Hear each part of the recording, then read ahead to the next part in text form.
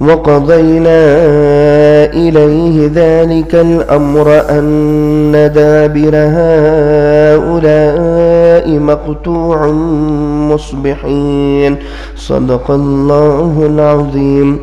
پارہ نمبر 14 سورہ حجر آیت نمبر 66 کی تفسیر چل رہی ہے۔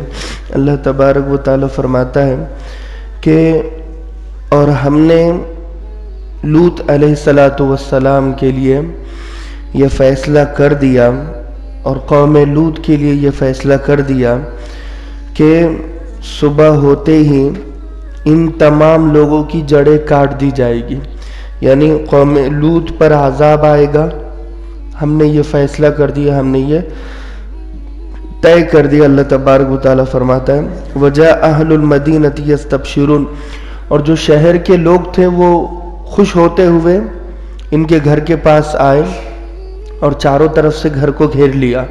یعنی قوم لوط کے جو بدمعاش لوگ تھے وہ غلط ارادے سے مہمانوں کے ساتھ غلط کام کرنے کے ارادے سے وہ آئے خوش ہوتے ہوئے۔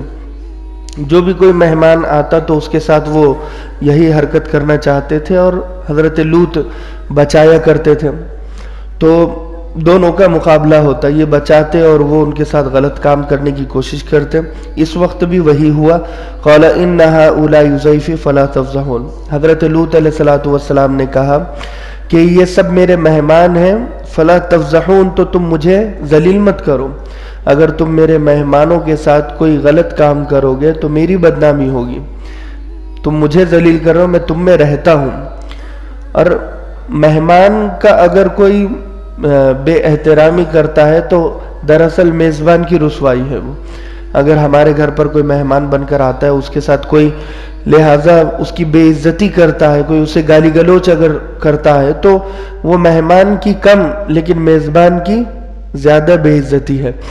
تو یہاں پر وہی فرمایا وَاتَّقُوا اللَّهَ وَلَا تُخْزُونِ، اور اللہ سے ڈرو اور مجھے ذلیل و رسوا نہ کرو۔ بہت سمجھایا۔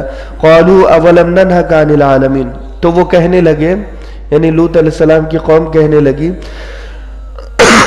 کیا ہم نے آپ کو منع نہیں کیا تھا کہ آپ لوگوں کو مہمان مت بناؤ، دنیا جہاں کے لوگوں کو، یعنی جتنے بھی لوگ ہیں آپ ان کو مہمان بناؤ ہی مت، تو آپ خود بخود ذلیل نہیں ہوگے۔ یعنی وہ کس طرح حضرت لوط علیہ السلام کو کہہ رہے ہو کہ تم نے ہی مہمان بنایا، اب تم ہی کہہ رہے ہو کہ مہمان کو ہم ذلیل کر رہے ہیں، مہمان بنایا ہی کیوں؟ انہیں تم نے آسرا کیوں دیا، پناہ کیوں دی؟ انہیں ہمارے حوالے کر دو، چھوڑ دو، اور مہمان کسی کو بناؤ ہی مت۔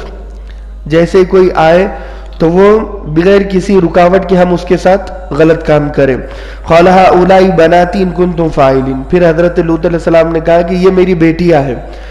کسی بھی امت اور قوم کی جو عورتیں ہوتی ہیں وہ نبی کی روحانی بیٹیاں ہوتی ہیں، یعنی امت محمدیہ کی جتنی بھی عورتیں ہیں وہ اللہ کے نبی صلی اللہ علیہ وسلم کی روحانی بیٹیاں ہیں، ازواج مطہرات کو چھوڑ کر، تو وہ روحانی بیٹیاں ہیں۔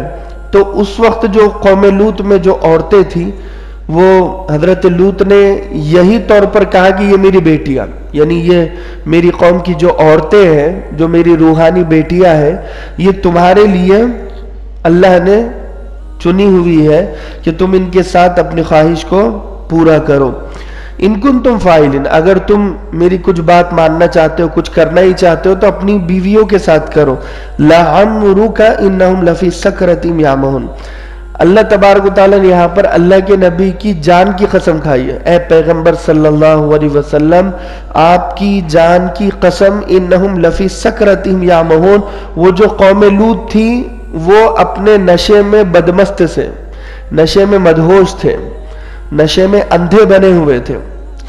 اتنا لوط انہیں سمجھا رہے تھے مگر کوئی بات وہ سمجھنے کے لیے تیار نہیں تھے۔ آدمی نشے میں الٹا ہو جاتا ہے، اسے کچھ سمجھ میں نہیں آتا۔ یہی آپ سگریٹ والے کو سگریٹ کے نشے سے چھڑانا چاہو وہ چھوڑے گا نہیں، بیڑی والے کو اس سے چھڑانا چاہو چھوڑے گا نہیں، شراب والے کو اس سے چھڑانا چاہو وہ چھوڑے گا نہیں۔ تو نشہ آدمی آسانی سے چھوڑتا نہیں ہے۔ اور پھر یہ تو جو نشہ تھا یہ ان کی بدمست جوانی کا نشہ تھا اور شیطان کی پٹی پڑھایا ہوا نشہ تھا، اور کسی کی جان کی قسم ہم کھا نہیں سکتے سوائے اللہ کے، صرف اور صرف اللہ ہی کی قسم ہم کھا سکتے ہیں، اللہ کی ذات اور صفات کی قسم کھا سکتے ہیں. اس کے علاوہ لوگ کہتے ہیں میری ماں کی قسم، باپ کی قسم. حضرت عمر بن خطاب رضی اللہ عنہم کو اللہ کے نبی نے دیکھا کہ وہ اپنے باپ کی قسم کھا رہے ہیں تو منع کیا، کہا کہ عمر تم اپنے ماں باپ کی قسم نہیں کھا سکتے، بتوں کی قسم نہیں کھا سکتے، کسی کی بھی قسم نہیں کھا سکتے. قسم کھانا ہی ہے تو صرف اور صرف اللہ کی قسم کھا سکتے ہو، اور وہ بھی سچی بات کے لیے. جھوٹی بات کے لیے اللہ کی قسم کھا نہیں سکتے. جو صحیح بات ہے، سچی بات ہے، جو پازیٹیو یعنی محبت پھیلانے والی بات ہے، تو اس وقت اللہ ہی کا نام لے کر تم قسم کھاؤ. جب بھی قسم کھاؤ تو ماں باپ کی قسم کھانے سے ہمیں منع کیا، اور بتوں کی بھی، کسی کی بھی قسم کھانے سے ہمیں منع کیا. صرف اور صرف ہم اللہ ہی کی قسم کھا سکتے. آج کے زمانے میں علم نہیں ہونے کی وجہ سے نوجوان میری ماں کی قسم، میرے باپ کی قسم، میری بیوی کی قسم، اور سمجھتے ہیں کہ جب قسم ٹوٹ جائے گی تو سامنے والا مر جائے گا. اب بیوی کو یہ مارنا چاہتے ہیں تو ہول سیل سے بیوی کی قسم کھا رہے ہیں کہ جگہ جگہ پر میری بیوی کی قسم، بیوی کی قسم. کیونکہ قسم کا کفارہ یہ کہ بیوی مر جائے گی، مرے گی تو میرا ہی فائدہ ہے. اور ماں باپ کی بھی لوگ قسمیں کھاتے ہیں. ایسا کچھ ہوتا نہیں ہے. جتنی ہم نے قسمیں کھائی ہے جھوٹی قسمیں، وہ تمام کا کفارہ دینا ہوگا. صرف اور صرف اللہ ہی کی قسم کھا سکتے، اس کے علاوہ کسی کی قسم کھانے کی اجازت شریعت ہمیں دیتی نہیں ہے. فرمایا فَأَخَذَتْهُمُ الصَّيْحَةُ مُشْرِقِينَ، صبح صبح اشراق کے وقت ایک آواز، ایک چنگھاڑ، ایک عذاب ان کو آ پکڑے گا. فَجَعَلْنَا عَلِيهَا سَافِلًا فَأَمْطَرْنَا عَلَيْهِمْ حِجَارَةً مِّن سِجِّيلٍ. اللہ کہہ رہا ہے کہ پھر ہم نے نیچے کی زمین کو اوپر کر دیا، اوپر کو نیچے کر دیا، دائیں کو بائیں، بائیں کو دائیں کر دیا. عَالِيَهَا سَافِلَهَا، اوپر کو نیچے، نیچے کو اوپر کر دیا. ایسے زمین کر دی ہم نے. اللہ تبارک و تعالیٰ کے جملے یہ ہے کہ ہم نے ایسے زمین کو گھما دیا. علیہم حجارۃ من سجیل، اور اس کے بعد ان پر پکے پتھروں کی بارش کی ہے. پکی مٹی کے پتھر سجیل کہتے ہیں. پکی مٹی، وہی سجیل جو جس سے انسان بنائے گئے ہیں، جو گارا بننے کے بعد مضبوط ہوتی ہے، کھنکھراتی. تو اللہ یہاں پر کہہ رہے کہ وہ مضبوط مٹی سے جو پتھر بنے ہوئے ہیں، وہ مضبوط پتھروں کی ہم نے بارش ان پر کی ہے، اور ہر پتھر پر ان کا نام لکھا ہوا تھا.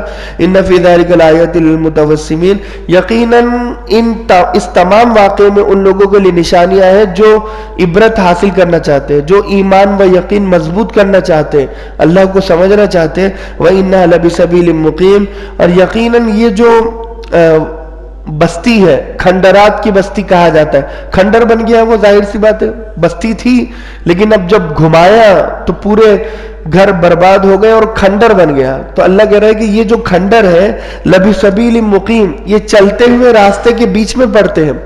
مکہ اور سیریا دونوں کے بیچ میں قوم لوط کی بستی آباد تھی. وہ کھنڈر آباد تھے، جنہیں بحر مردار بھی کہا جاتا ہے، ڈیڈ سی بھی کہا جاتا ہے، بحر میت بھی کہا جاتا ہے، مردار سمندر بھی کہا جاتا ہے. وہ سمندر کی خاصیت یہ ہے کہ وہاں پانی کے اجزاء کم ہیں، تیل کے اجزاء زیادہ ہے. وہاں پر مچھلیاں مر جاتی ہیں، مینڈک مر جاتے ہیں.